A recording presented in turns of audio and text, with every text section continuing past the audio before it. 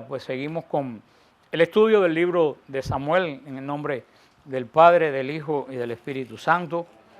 Amén. Hemos estado hablando por todos estos días anteriores, hemos estado hablando del llamamiento de Dios a Samuel. Hemos hablado ampliamente, la semana pasada hablamos ampliamente del llamamiento de Dios.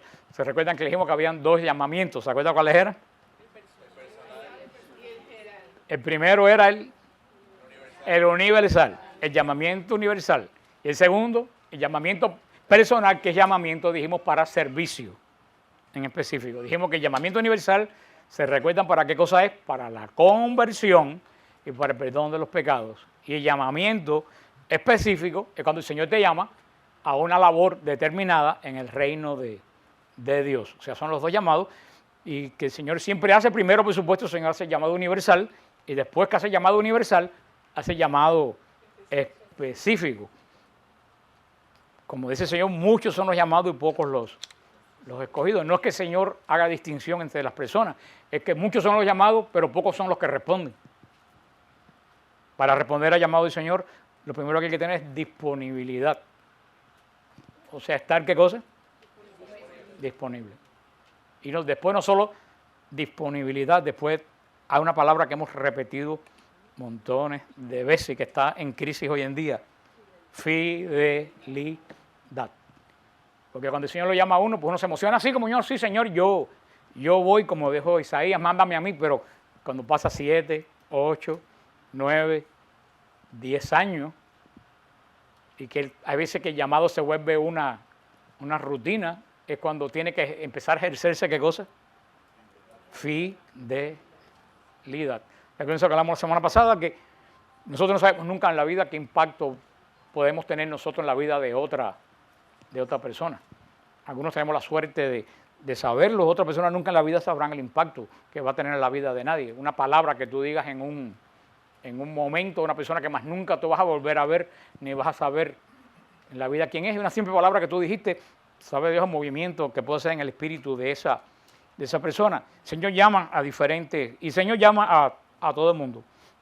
Ahora, para recibir ese llamado tenemos que estar atentos al llamado del Señor. ¿Cuántas veces el Señor llama y la persona, pues, se acuerdan de un personaje que estudiamos en Los Jueces que se llamaba Gedeón? ¿Se recuerdan que Gedeón pecó de prudente? Le decía: bueno, si tú me llamaste, mándame este signo. Y después dijo: bueno, pues si acaso si tú me llamaste, mándame este otro signo. Y está bien discernir si es una llamada del Señor o si es algo de tu imaginación. Pero también tenemos que estar abiertos. Yo siempre digo a las personas: si a ti te viene en la mente una idea extraña que tú no sabes de dónde vino, lo más seguro que sea del Señor. Cuando es una idea que está de acuerdo con lo que tú deseas, por si acaso ponla en discernimiento. Porque casi siempre el Señor te llama, como le dijo a Pedro: te van a llevar a donde tú no quieres. Pero eso, los grandes llamados han sido que la gente dice: yo ni tenía idea. Todo el mundo dice que ha tenido un gran llamado. Yo ni tenía idea que iba a terminar en esto.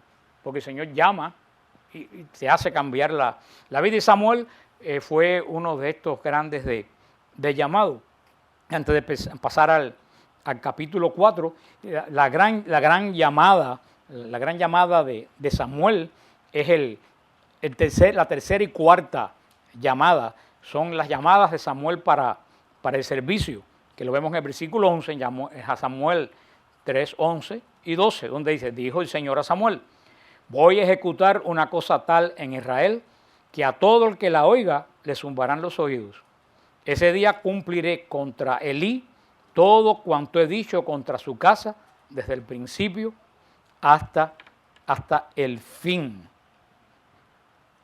Este es el último de los grandes llamados que el Señor le da a Samuel y que le da la misión en que le da una palabra de profecía. Fíjate qué interesante, cuando dijo el Señor a Samuel: yo haré una cosa en Israel que quien la oiga le zumbarán los oídos. Aquel día yo cumpliré. ¿Qué es lo que dice? Aquel día. Si mira qué curioso, a veces que cuando el Señor habla en profecía, parece que está hablando en pasado. Cuando uno dice aquel día, ¿a qué te suena? A algo que pasó, ¿no? Aquel día. ¿Tú te acuerdas aquel día que nosotros? Esto es muy, muy importante, porque cuando el Señor muchas veces habla de lo que va a hacer, habla como si ya estuviera hecho. en palabra profética. Eso porque el Señor tiene seguridad que lo que va a hacer, no tengas duda, que lo hace. Y también es signo de algo que hemos hablado montones de veces aquí, que hay veces que yo creo que es una gracia poder entenderlo, porque no todo el mundo lo entiende. A mí no me gusta hablar de eso, porque a veces que la gente termina más loca que de lo que estaban al principio de la charla. Pero el Señor habla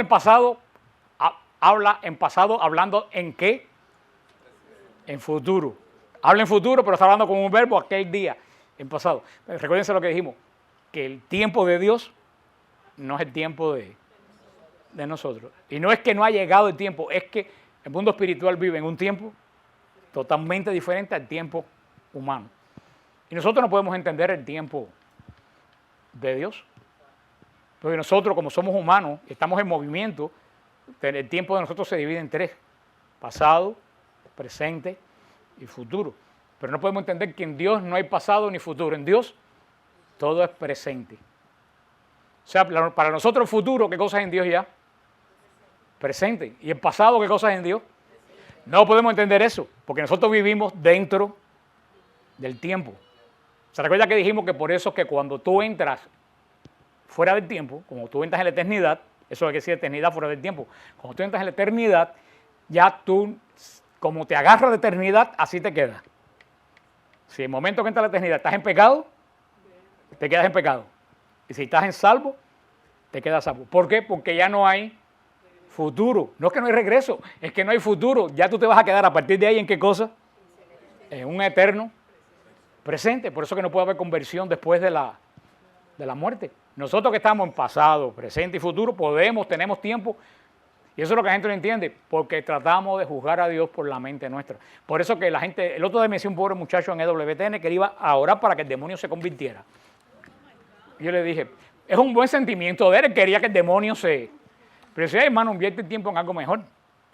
Porque es que no entiende que el demonio no se puede convertir, porque el demonio no vive en el tiempo de nosotros. El demonio vive en el tiempo de Dios. Él no tiene futuro, ya la decisión de él fue para siempre. O sea, no es que Dios no quiera, es que en la eternidad es difícil de entender eso. Y es tan difícil de entender que por nosotros no entender eso, yo no lo entiendo, pero lo comprendo. Una cosa es comprender y una cosa es entender. Son dos cosas totalmente diferentes. Yo lo comprendo, pero no lo puedo entender. Yo comprendo que eso puede ser así, pero no entiendo cómo es. Un día, pues lo podré entender. Ahora nos tenemos que conformar con ¿qué? Con comprender. Comprender que el tiempo de Dios, cuando Isaías dice, el tiempo de Dios no es el nuestro, nosotros pensamos que el tiempo de Dios está en el futuro y va a llegar. No. Cuando Isaías dice bien claro que el tiempo de Dios no es el nuestro, es que son dos formas de tiempo totalmente diferentes. Entonces, cuando nosotros queremos adaptar a Dios a la forma nuestra de pensar, es cuando cuando no entendemos a Dios. Y citando al Padre Francesco, no porque tenga la mamá y las hermanas aquí, porque yo siempre lo cito. El Padre Francesco dijo una vez algo muy cierto en uno de nuestros retiros, que nosotros muchas veces no entendemos a Dios, y cuando entendemos a Dios, lo entendemos de una forma equivocada, y entonces entendemos a un Dios que no es Dios. Ya yo estoy con el Padre Francesco que dice que lo que es no es y lo que no es, pero es así. Por eso muchas veces yo le digo a las personas, tú no puedes juzgar el mundo espiritual como el mundo físico. Es lo que le pasa a los protestantes. Los protestantes juzgan el mundo espiritual como el mundo físico. Y no es así, ni los ángeles, ni los santos que están en el cielo viven en un mundo exactamente igual al de nosotros. Eso es lo que nosotros no podemos correr el peligro de caer en esa tentación de traspasar el mundo espiritual a nuestro mundo. Ahí es donde nosotros no podemos entender eso. Porque cuando lo hacemos, terminamos entendiendo a un Dios que no es un Dios. Dios es misterio.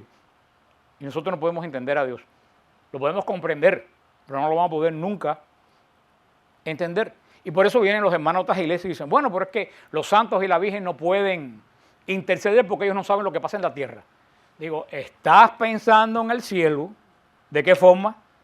Humana. Por eso que, claro, estás pensando en el cielo de forma humana, tú no puedes entenderlo. ¿Qué sabemos nosotros del cielo? ¿Qué sabemos del mundo espiritual?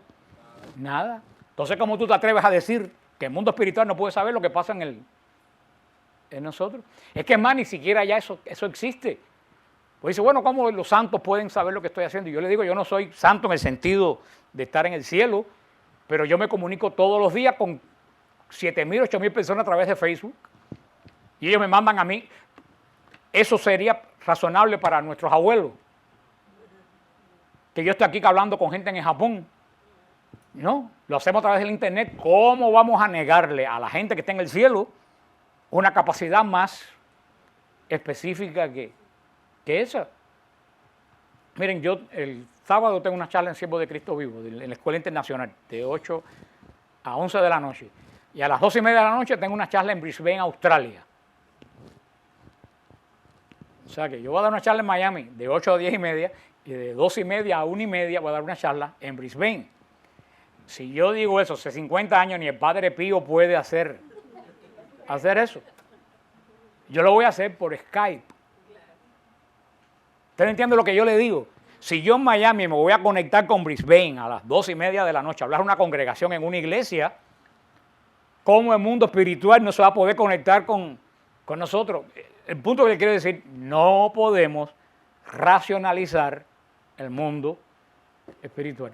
Si no lo entiende, lo más que podemos decir es, no sé cómo va a ser, pero no pensar que el mundo espiritual funciona como nuestro mundo. Empezando, que está fuera de nuestro ¿qué? De nuestro tiempo. Cuando él empieza a darse cuenta de eso, empieza a entender muchas cosas del mundo espiritual, que humanamente no puede ser posible. Y eso, con esta simple palabra, el Señor lo está dando a entender ya desde la época de Samuel. Cuando Dios dice algo, hay una cosa que David, yo la entendí, que Madre Angélica explicó una vez y yo la entendí perfectamente. Madre Angélica decía, por eso que podemos orar por los difuntos. Porque yo oro ahora por un difunto que murió hace 20 años, pero en Dios hay pasado. Es un eterno presente. Cuando yo oro ahora por un difunto que murió hace 20 años, para Dios ha sido siempre un presente y lo toma como que yo estoy orando en ese momento. Por eso es que la iglesia ora por los difuntos. No sé si es muy difícil de entender eso que le estoy diciendo. Por eso podemos orar por difuntos hace 300 años, porque en Dios no hay ni 300 años atrás, ni 300 años antes. En Dios todo es presente. Por eso es una comunión espiritual que se hace a través de la iglesia entre ambos mundos. Por eso Dios, cuando dice algo, es como si ya lo hubiera hecho, porque de hecho lo hizo. Y eso es lo que en el Nuevo Testamento se llama el tiempo profético. Vamos a ver mucho con los profetas, cuando digamos los profetas van a hablar en tiempo profético, van a hablar como de algo que ya pasó, pero sin embargo va a suceder. Por eso cuando no entendemos ese género gramatical, las profetas, sobre todo cuando lleguemos ahí, y ya Samuel, que es uno de los grandes profetas, no vamos a darnos cuenta. Pero precisamente por eso se llama, es una forma particular de hablar que se llama, y lo empezamos a ver en Samuel, tiempo, ¿qué cosa? Profético.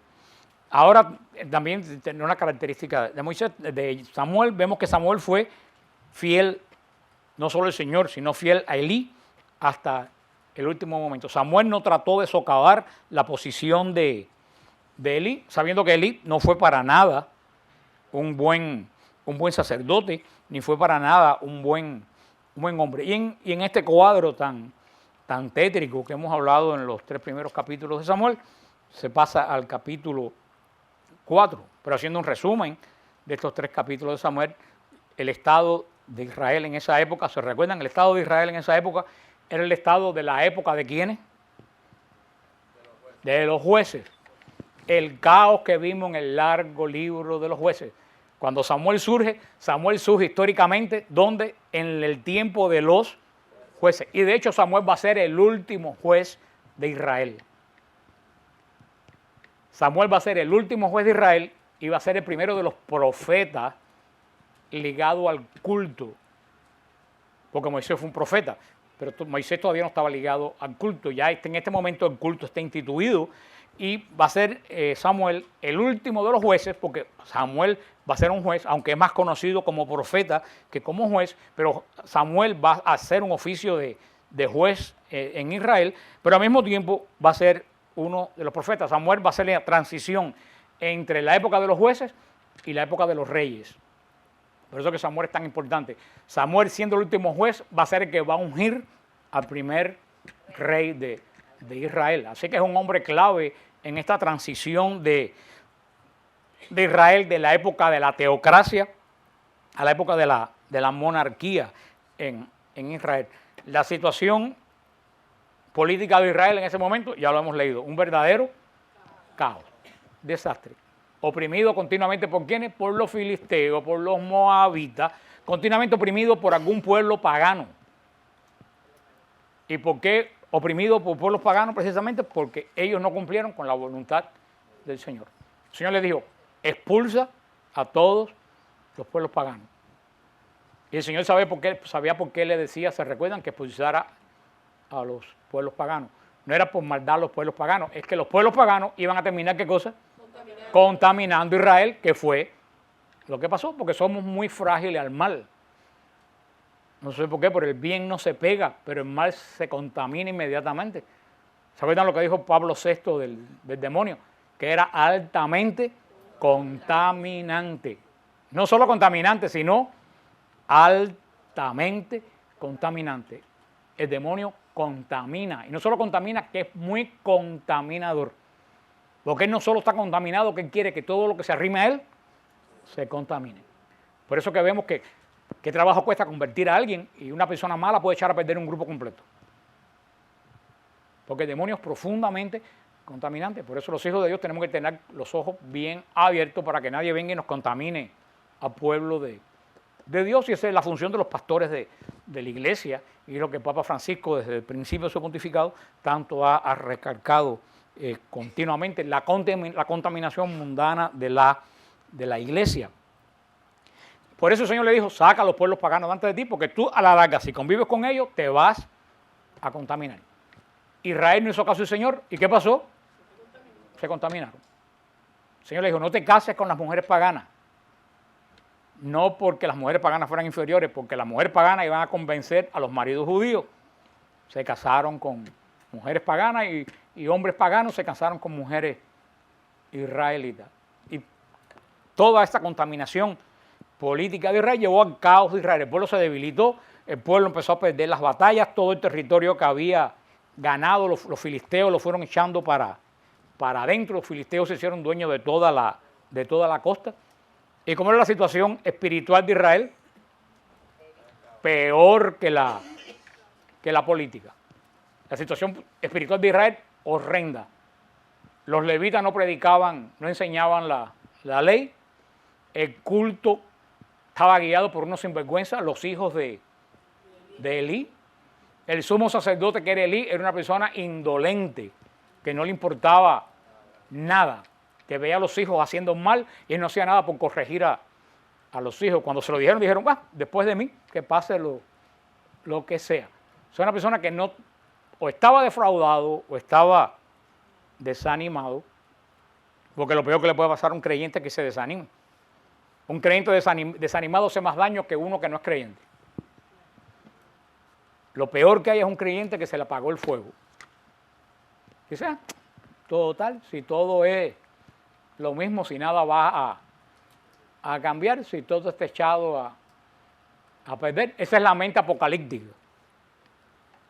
La mente apocalíptica, cuando hablamos del apocalipsis, lo que estuvieron en el curso del apocalipsis, la mente apocalíptica es todo está malo y se va a poner peor.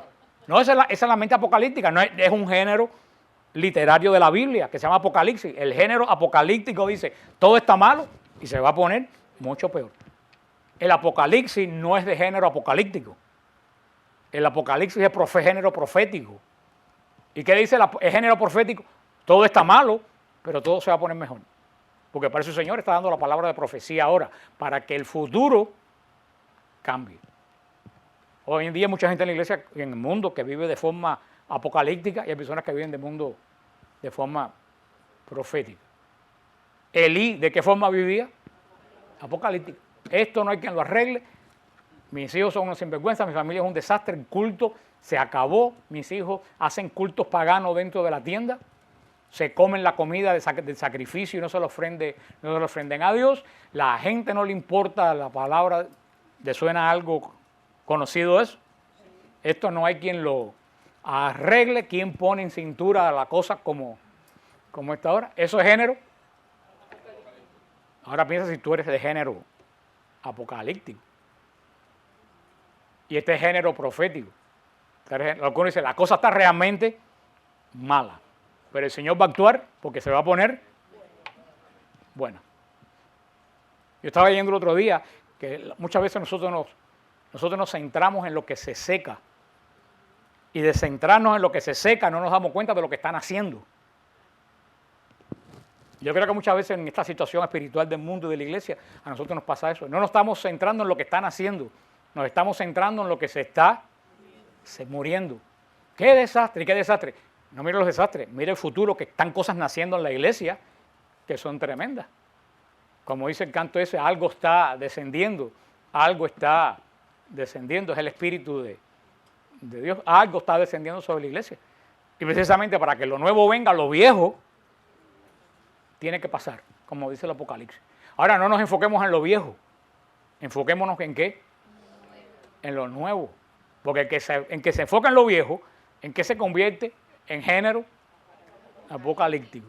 Y en lo que se enfoca en lo nuevo, se convierte en género profético. Y este capítulo 4, y verdad que nos hemos demorado para llegar al capítulo 4, pero es que estos 3 primeros capítulos de Samuel son muy importantes en el Antiguo Testamento. En este capítulo 4, desafortunadamente, Dios cumplió lo que prometió a la casa de Eli. Porque lo que Dios promete, y dice capítulo 4, versículo 1, la palabra de Samuel llegaba a todo Israel. Salió Israel al encuentro de los filisteos para el combate y acamparon cerca de Ben-Geser, mientras que los filisteos habían acampado en Afec. Se pusieron los filisteos en orden de batalla contra Israel, se libró un gran combate e Israel fue abatido por los filisteos, que mataron en campo abierto cerca de 4,000 hombres. Volvió el pueblo al campamento y los ancianos de Israel dijeron: ¿por qué nos ha derrotado el Señor hoy delante de los filisteos? Vamos a buscar en Silo el arca de la alianza, que venga en medio de nosotros y que nos salve del poder de nuestros enemigos. Que el Señor añada bendición a su santa palabra. Vemos que el pueblo de Israel sale a este lugar que se llama Eben-Hazer, pero que ustedes lo conocen como Ebenezer. Mucha gente conoce este nombre, Ebenezer. Y Ebenezer en hebreo quiere decir hasta aquí nos ayudó Dios. Ese lugar se llamaba como hasta aquí nos ayudó Dios. Porque Dios le fue dando batallas, ganancia de batallas a Israel. ¿Hasta dónde? Hasta ese momento. O sea que todo el nombre del lugar es para hacernos reflexionar. Hasta aquí nos ayudó Dios. Ahora nosotros tendemos a ser como Israel. Cuando Israel volvió y dijo, hemos sido derrotados, ¿se recuerdan todas las batallas de Josué, cómo iban ganando territorio tras territorio, derrumbándose las murallas, el pueblo de Dios, el arca delante del pueblo? ¿Se acuerdan? A 10 pasos delante de los levitas. ¿Se recuerdan cuando dijimos que el arca iba a 10 pasos delante de los levitas? ¿Alguien se acuerda por qué yo dije que el arca iba 10 pasos del pueblo? ¿Alguien se recuerda por qué? No se acuerda. Se lo dije que de qué estaba hecha el arca. De oro. Cuando el arca iba a 10 pasos y el sol le daba en el desierto, el arca debía brillar como si fuera un reflector. El arca iba guiando el camino con la luz, es la que iba guiando el arca por el camino, como la columna de fuego guió Israel por el desierto. Y cuando el arca llegaba al campo de batalla, como en Jericó y todo eso, ¿qué sucedía? Israel ganaba la batalla. Ahora salieron sin el arca, hubo una gran derrota. Y dice que volvió el pueblo al campamento y los ancianos dijeron, ¿por qué nos ha derrotado hoy Yahvé delante de los filisteos?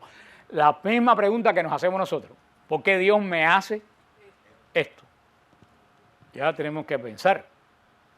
Fíjate cómo ellos no dijeron, ¿por qué hemos perdido la batalla? Porque eso es un punto de reflexión.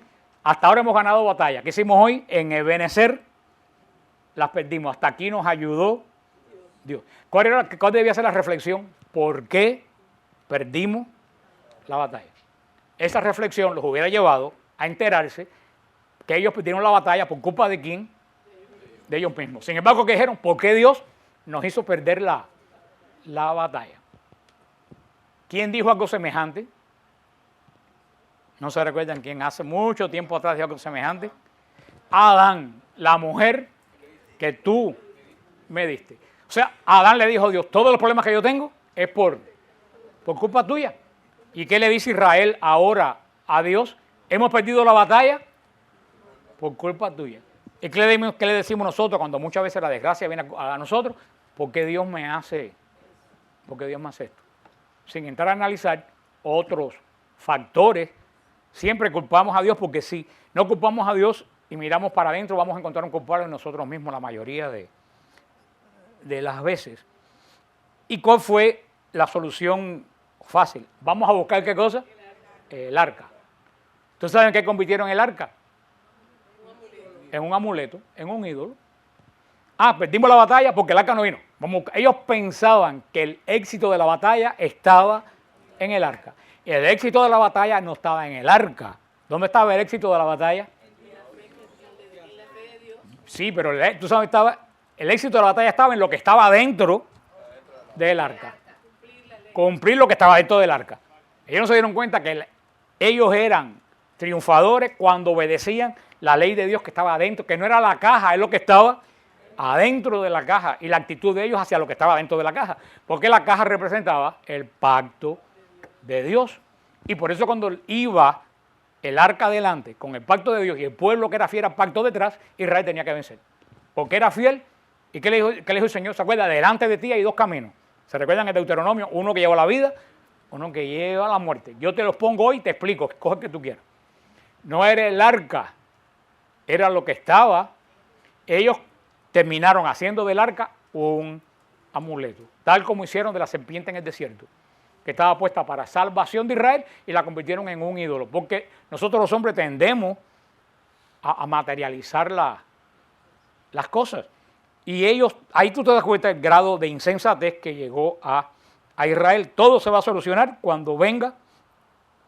Fíjate, vamos a buscar en Silo el arca de la alianza del Señor, que venga en medio de nosotros, que nos salve del poder de nuestros enemigos. O sea, ¿quién los iba a salvar del poder de los enemigos? El arca. Y no era el arca, era el poder de... Y no tanto poder de Dios, porque el poder de Dios se desata cuando uno es fiel a Dios. Todas las promesas de Dios que hay en las palabras de Dios, casi todas las promesas de Dios están condicionadas a algo. Y hay gente que se apropian de las promesas de Dios erróneamente. Porque fíjate, una de las promesas de Dios: no hay siervo de Dios desamparado, ni hijo suyo que mendigue pan. Yo no voy a tener necesidad, voy a tener trabajo, porque el Señor lo dijo, no hay siervo suyo. Pero viene la pregunta primero: ¿tú eres siervo de Dios? Porque si tú eres un sinvergüenza y tú eres siervo de Dios, por mucho que tú vengas a la iglesia, esa promesa no es para ti. No es para ti. Las promesas de Dios no son de gratis, porque Dios no hace promesa en vano, Dios hace pacto. Y el pacto es que Dios cumple una parte y yo cumplo la otra parte. No hay siervo de Dios desamparado. ¿Tú eres siervo de Dios? Tú no eres siervo de Dios porque vienes al grupo los martes, ni porque vas a misa el domingo. Tú eres siervo de Dios si tú obedeces la voluntad de Dios. Tú obedeces la voluntad de Dios, nunca estarás desamparado. Ahora, esa promesa no es para todo el mundo. Como busca primero el reino de Dios y todo lo demás se te dará. Todo el Señor te lo va a dar de gratis. No, si tú buscas primero el reino de Dios. Como el Señor le dijo, no sé qué santo, al cura de Ars, no sé, tú ocúpate de lo mío, que yo me ocupo de lo tuyo. En la medida que nosotros nos ocupamos de la cosa de Dios, Dios se ocupa de las cosas de nosotros. Dice en el versículo 4, el pueblo envió a Silo y sacaron de allí el arca del Señor, Chabaot, que está sobre querubines. Recuérdense que en este libro aparece por primera vez el título de Yahvé Chabaot, o de Adonai Chabaot, el Dios de los ejércitos. Cuando Israel usaba, le dije, ya se los olvidó seguro, pero cuando Israel usaba el nombre de Dios de los ejércitos, Adonai Chabaot, cuando iba a la batalla. Cuando iba a la batalla hablaban de Dios como el Dios de los ejércitos. Mandaron a buscar el arca del Señor de los ejércitos. Estaban allí con el arca de la alabanza de Dios los dos hijos de Elí, Hofni y Pinhas. Imagínense ustedes la situación. Van a buscar el arca, ¿para qué? Para que Dios le dé la victoria. ¿Y quiénes llevan el arca? Los dos sinvergüenza más grandes, los causantes de todo el desastre de Israel. ¿Te das cuenta qué triste es cuando un ciego guía a otro ciego? ¿Y la culpa de todo esto quién la tenía? Elí. Elí era el gran responsable. Primero, porque no supo educar a los hijos. Segundo, porque sabía que los hijos no estaban preparados para la misión que tenían y los mandó a hacerlo. Tercero, porque nunca corrigió a los hijos ni tuvo celo de Dios y por la indolencia. ¿Y él no supo ser sacerdote? Tampoco supo ser sacerdote. Pues imagínate tú, y lo vuelvo a decir, y lo hemos dicho cuando hablamos del Apocalipsis, hay una conexión tremenda entre el culto y la historia de la humanidad. La relación que hay entre el culto que se le da a Dios y la historia de la humanidad está totalmente ligada. Y se lo dijimos con el libro del Apocalipsis. ¿Se recuerdan? Y se lo he dicho un montón de veces. ¿De dónde los ángeles cogen los carbones que tiran al mundo en el Apocalipsis y comienzan las plagas? Del altar del cielo. ¿Y qué cosa eran los carbones que dice Juan que estaban en el altar del cielo? Es de donde salía el incienso de la alabanza a Dios. Los ángeles cogen los carbones de la alabanza a Dios, del altar de la alabanza, y lo tiran contra el mundo. Y los carbones del altar de la alabanza que hacen en el mundo, terremotos, explosiones. La historia de la adoración a Dios está totalmente ligada con la historia del mundo. Una mala adoración conlleva una mala historia del mundo. Y hace 40, 50, 60 años que en la iglesia estamos teniendo una mala adoración. Y mira cómo anda el mundo. Y estos últimos papas han luchado enormemente para restaurar la verdadera adoración, la dignidad del culto de Dios en la iglesia. Lo hemos dicho hasta la saciedad, que nadie puede inventar una liturgia. Todo el mundo tiene que seguir la única liturgia que hay. Porque eso es lo que nos hace católicos, eso es lo que hace que en el universo al mismo tiempo todos adoremos a Dios de la misma forma. ¿Y qué ha pasado últimamente? Cada cual quiere hacer la liturgia de la forma que le viene su realísima gana, porque el luzco más moderno, para que la gente... Y hemos visto el espectáculo vergonzoso eso en México, este sacerdote que echa el agua bendita con una escopeta de esa de ir a la playa. Y se tiene la casulla con los ninjas y con toda esa gente pintada en la casulla. Porque la iglesia, y tú sabes por qué tiene todo eso, porque la iglesia está repleta de personas. ¿Qué es lo que dice la palabra de Dios? Se fueron traídos los vanos y se volvieron más vanos que los ídolos que seguían. Porque hoy en día estamos como en la política buscando el rating, que la gente venga, no buscando la verdad. Y claro, son casos extremos. No, por eso que es tan notorio ese caso, porque es un caso extremo. Pero ¿cuántas parroquias hay que hasta hace poco y todavía la gente sigue haciendo la misa como les da su realísima gana? Y nuestra Eucaristía, que es el único culto de adoración sobre la tierra, han dejado de parecer cultos de adoración para parecer rumba. Y mira que el Papa lo ha dicho, la música es una fiesta, pero una fiesta santa. O sea, hemos tenido en los últimos 40 años un verdadero retroceso en el culto de adoración de la iglesia. Mira los que vemos la misa en el Vaticano, la misa que el Papa. ¿Qué misa más? ¿Qué majestad? ¿Qué solemnidad? Entonces miremos muchas veces en nuestras parroquias y es la misma Eucaristía que está mandada a hacer exactamente igual. Pero ha entrado en la iglesia, ¿qué cosa? Una gran desobediencia. Lo mismo que en Israel en la época de Elí. Y acuérdense, cuando el culto de adoración está mal, el mundo está peor.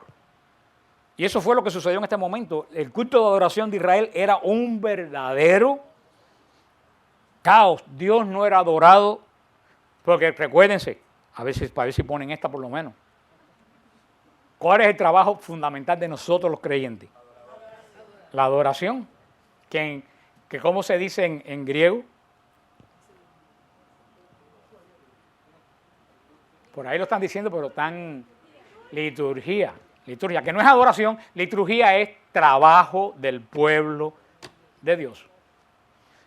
Acuérdense, en el Éxodo, lo hemos dicho un montón de veces, ¿para quién trabajaba Israel antes de la revelación en la zarza? Para el faraón, trabajaba para el faraón. ¿Y qué le dice el Señor a Moisés? Dile a faraón que deje salir a mi pueblo ¿a qué? A adorar, no a ser libre en una tierra nueva. Deja salir a mi pueblo del desierto a adorar. El trabajo del pueblo de Dios es la adoración. Que en griego, trabajo del pueblo de Dios se dice liturgia. La liturgia. Nuestro trabajo principal es la adoración. A veces hay que preguntar, ¿adoramos nosotros a Dios? O venimos a misa 40 minutos y mal. Venimos a misa el domingo 40 minutos y mal, mirando el reloj y a ver cuándo se acaba esto y con el corazón en otro lado. ¿Cómo tú quieres que tu familia esté bien? ¿Cómo tú quieres que tu trabajo, cómo tú quieres que la iglesia esté bien? ¿Cómo tú quieres que el mundo esté bien? Si ya el pueblo no está haciendo, y no olvidémonos del resto de la gente que no creen en Dios. Nosotros que creemos en Dios tenemos el principal deber de ¿qué? De adorar. Porque si nosotros no adoramos, lo dijo el Señor, si la sal se vuelve insípida, ¿quién le va a dar sabor al mundo? Es más, que mientras menos adoradores hayan, más tenemos nosotros que adorar. Pues tenemos que adorar por nosotros y por los que no lo hacen. ¿Quién busca aunque sea 5 minutos al día cuando te levantas, cuando te vas a acostar? Fíjate que no estoy diciendo 4 horas. 5 minutos al día. ¿Quién busca 5 minutos al día para adorar? Para decir, Señor, me he puesto en tu presencia grande, eres poderoso, eres tu nombre sobre... Leer un salmo de adoración. 5. Si todos los católicos hiciéramos 5 minutos de adoración al día, el mundo cambiaba. Pero si la sal no sala, ¿quién va a dar sabor? Y lo más triste del caso es que de esto no se habla. Y todos los más contentos cantando Kumbaya. Y el mundo cayéndose a... ¿Y por qué el mundo está tan mal? ¿Tú sabes por qué el mundo está tan mal? Porque nosotros no adoramos. Y no se le está diciendo al pueblo de Dios que tenemos que adorar. Y nosotros tenemos que adorar, tenemos que reparar. Y se lo he dicho 40 veces. Porque si a una casa se le cae un pedazo del techo, se le cae una columna y se le cae una ventana y tú no vas reparando lo que se cae, ¿qué pasa con la casa? Entonces la iglesia se está derrumbando por el pecado de sacerdotes, por el pecado de los fieles. ¿Y quién está reparando? Nadie. Todo, por eso el Señor se lo dijo a San Francisco, repara mi casa, mi iglesia. Y San Francisco entendió mal y empezó a reparar la porcíncula. Y el Señor le dijo, no, esa no es la iglesia que tiene que reparar, es la iglesia, el pueblo vivo de Dios. Ahora tenemos otro Francisco que está enfrascado en lo mismo. Tenemos que hacer no solo oración de oración, es urgente hacer oración de ¿qué? De adoración, pero no solo de adoración, de reparación. Señor, estos 5 minutos voy a estar aquí por los que nunca oran. Voy a estar adorando por los que nunca adoran. Te voy a dar dándote gracias por los que nunca. 5 minutos. 5 minutos de 24 horas más para cambiar el mundo. Eso es lo que sacamos de todo esto, que ya nos quedan 5 minutos, que está pasando acá. Nos encontramos que en conjunto con el arca se encontraron nada más y nada menos que a Hofni y Pinjas. Es como para salir dando gritos. Pero la gente estaba tan mal que ni siquiera se dieron cuenta de eso. ¡Ay, qué bueno, aquí están los sacerdotes! Cuando el arca de la alianza de Yahvé llegó al campamento, todos los israelitas lanzaron un gran clamor que hizo retumbar la tierra. ¿Se acuerdan qué palabra era esa que gritaban ellos cuando entraba el arca? Aleluya. Aleluya. Es lo que gritaban, que era un grito de guerra. ¿Qué quiere decir aleluya? Dios está con nosotros. Mentira, era un grito. Con ese grito se cayeron las murallas de Jericó. Y ellos pensaron que gritando, para eso también es un llamado para nosotros los carismáticos. Dios no está sordo. No por dar grito tú tienes verdadera fe. Es lo que tú tienes en tu corazón. A veces que digo, parece que creen que el Señor está sordo. Está bien alabar en voz alta, pero no es están pensando que alabando en voz alta estamos alabando a Dios. Porque tú echas por la boca, ¿qué cosa? Lo que tienes en el corazón. Los filisteos oyeron el estruendo del clamoreo y dijeron, ¿qué significa este gran clamor en el campamento de los hebreos? Y se enteraron de que el arca de Yahvé había llegado al campamento. Temieron entonces los filisteos, porque se decían, Dios ha venido al campamento. Y exclamaron, ¡ay de nosotros! Nunca había sucedido tal cosa. Ay de nosotros, ¿quién nos librará de las manos de estos dioses poderosos? Estos son los dioses que castigaron a Egipto con toda clase de plagas en el desierto. Cobren ánimo y sean hombres filisteos para no tener que servir a los hebreos como ellos los han servido a ustedes. Sean hombres y peleen. Trabaron batalla los filisteos, Israel fue abatido y cada cual huyó a su tienda. La mortandad fue muy grande, cayendo de Israel 30,000 infantes. El arca de Dios fue capturada y murieron Hofni y Pinjas, los dos hijos de Eli. Ya ustedes ven que ni arca, ni aleluya, ni nada. ¿Qué es lo que el Señor busca? Fidelidad. Si tú no tienes fidelidad, de nada vale lo que diga, de nada vale lo que la cruz de San Benito, de nada vale lo que te ponga. Si tú crees que porque tienes la cruz de San Benito ya no vas a tener problemas, eso se convierte en un amuleto. La cruz de San Benito es un signo externo de lo que tú tienes adentro, que es la imagen de Cristo. Y así todas las cosas. Tenemos el ejemplo aquí en Israel, ni mucha aleluya, ni mucha arca de la alianza. Y fíjate que los filisteos tenían miedo porque habían oído lo que el Señor había hecho con Israel. Pero el Señor le dio la batalla, no es que le dio la batalla a los filisteos, Israel perdió la batalla porque confiaron en cosas externas y no en un cambio interno. La semana que viene vamos a ver, porque también de esta se muere Elí. Y se va a morir tal como vivió. Vamos a ver la semana que viene cómo muere Elí, que es una gran señal para nosotros, cómo muere Elí. Yo se lo digo a ustedes cuando empezamos a estudiar el libro de Samuel. Como le hemos dicho, muy importante en este lugar, el lugar. ¿Se acuerdan cómo se llama el lugar? Ebenezer.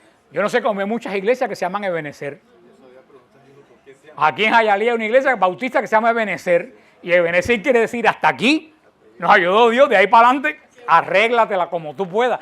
Yo no sé si esa gente que tienen esa iglesia con ese nombre, tienen ni idea de lo que están poniendo, porque Ebenezer quiere decir, veníamos por el desierto venciendo. ¿Hasta dónde?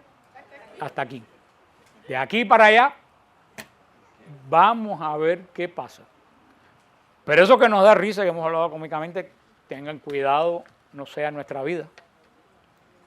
Ten cuidado que en la vida de cada uno de ustedes y en la mía no vaya a haber un Ebenezer, un hasta aquí. No te podemos estar confiados.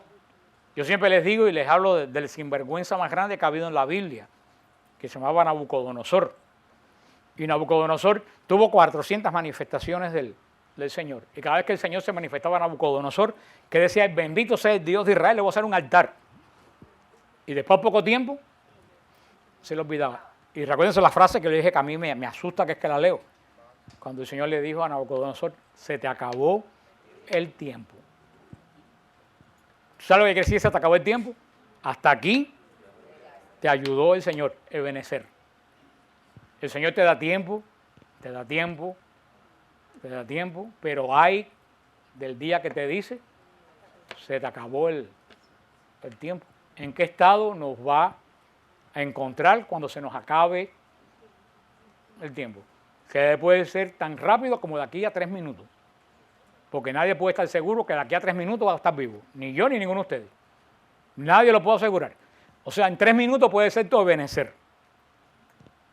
Y viene la pregunta, ¿qué es lo que el Señor va a sellar? Porque el Señor sella, ¿qué cosa? Lo que encuentra. El Señor sella lo que hay. Tú entras a la eternidad tal como termina la vida. Cuando tu vida termina, el Señor sella lo que hay. Ni te da ni te quita. Él te dio todo este tiempo para cambio.